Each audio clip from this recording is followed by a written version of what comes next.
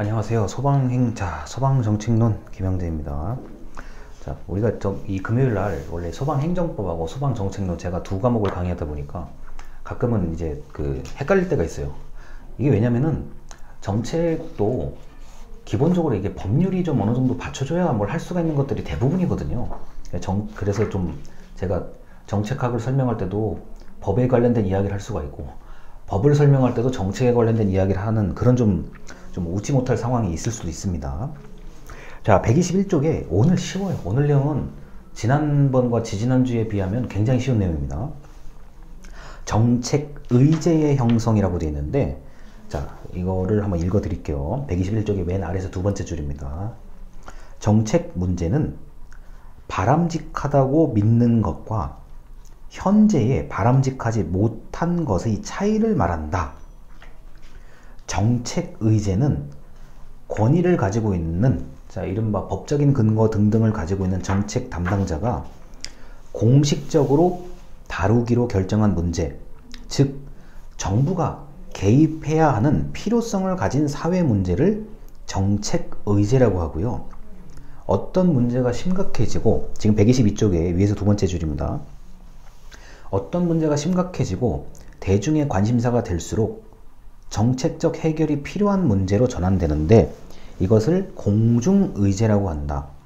자, 마지막으로 정책의제 설정은 사회문제 중에서 정책 문제로 다루는 행위로 정부가 사회문제를 해결하고자 공식적으로 개입하기 시작하는 그런 것들을 바로 정책의제라고 합니다. 자, 이제 설명드릴게요. 자, 1번 정책 문제. 현재 나는 현재 50점이야. 이상 난 100점을 맞고 싶어. 그 차이. 마찬가지잖아요. 우리가 현재 상태, 근데 내가 바라는 것, 이거의 차이. 그 정책 문제. 정책 의제, 정부가 해결해야 된다고 결정한 것. 야, 이거는 무조건 해야 돼. 결정 어떻게든 뭔가 우리 정부가 해야 되겠다라고 하는 것, 그게 의제라고 합니다. 자, 그런데 122쪽에 맨 아랫줄이요. 정책 의제 첫째. 정책 의제는 정치성을 띈다. 그러니까 우리가 어떤 선거를 전후해서 정책 의제가 좀 달라지는 경우들이 있어요. 또는 대통령 선거를 전후로 정책 의제가 달라지는 경우가 있습니다. 자, 123쪽의 위에서 세 번째 줄. 둘째. 정책 의제는 주관성을 띈다. 나는 이게 정말 해결해야 된다고 믿는데 어떤 사람, 내 옆에 있는 친구는 아니래, 별 관심이 없어요. 그럼 뭐 그냥 놔두면 되는 거 아니야? 주관성이 있다. 그래서 정부도 나름대로의 주관성을 가지고 정책 의제가 만들어집니다. 정책 의제를 만듭니다. 셋째, 123쪽입니다. 정책 문제는 역사성이 있다. 흐름이 있다고요. 과거부터 현재까지 흘러온 게 있는 것, 이런 게 이제 대표적인 얘기고요. 넷째, 정책 의제는 공공성. 정부가 개입한다는 것은 공공성이 있기 때문에 개입을 하는 거죠. 만약에 나와 친구 간에 내가 너무 친구를 좋아한다, 친구하고 나하고 싸웠다, 이거는 정부가 개입할 얘기가 아니죠. 자, 그리고 이제 제3종 오류가 있습니다. 그 123쪽에 제일 작은 글씨요. 제3종 오류. 정책 의제 형성에서 나타날 수 있는 오류를 표현하는데, 잘못된 문제 상황에 대한 이해로, 자, 진정한 처방이 되지 못하는 정책 문제의 정의를 말한다. 야, 말이 약간 어려워요. 요거는 문제 정의 자체를 잘못한 게 제3종 오류예요. 문제의 정의 자체를 잘못한 것, 그게 바로 제3종 오류입니다. 자, 예를 들어서 내가 봤을 때 이 지금 사건은 문제가 이거야 라고 하는 거하고 똑같은 사건을 두고 내가 볼 때 문제가 그게 아니라 이건 것 같은데, 이 지금 제가 말하는 이 비유적인 게 굉장히 중요해요. 자, 예를 들어서 저출산 고령화 문제다. 지금 우리가 지금 20년 가까이 지금 저출산 고령화 어마어마한 문제가 사실요. 앞으로 더 심해질 건데, 문제가 뭐지? 그래, 저출산 고령화. 이 문제의 원인이 뭘까? 이 문제의 원인을 해결하기 위한 방법은 어떤 게 있을까? 어려워요.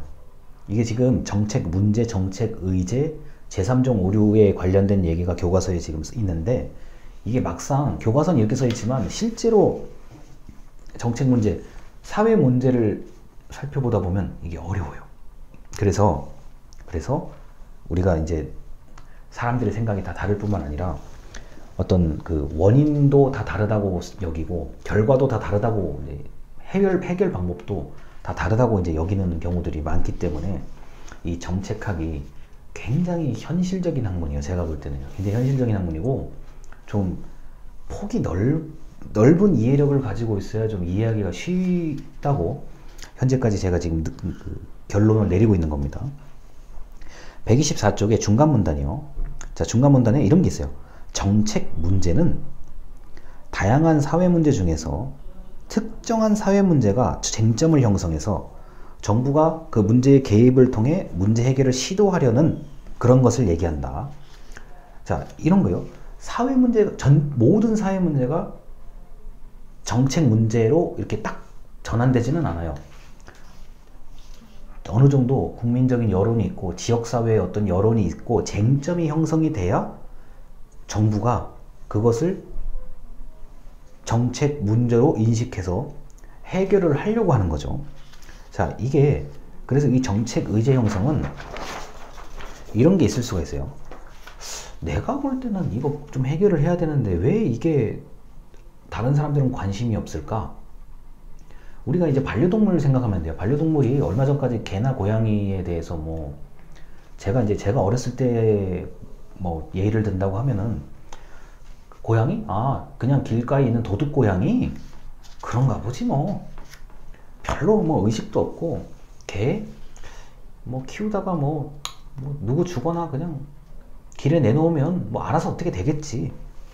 굉장히 그 인식이 그랬다고요. 제가 어렸을 때만. 그 벌써 한참 전 얘기인데 지금은 동물 그 유기, 동물 학대 이런 표현을 이제 쓰기 시작하잖아요.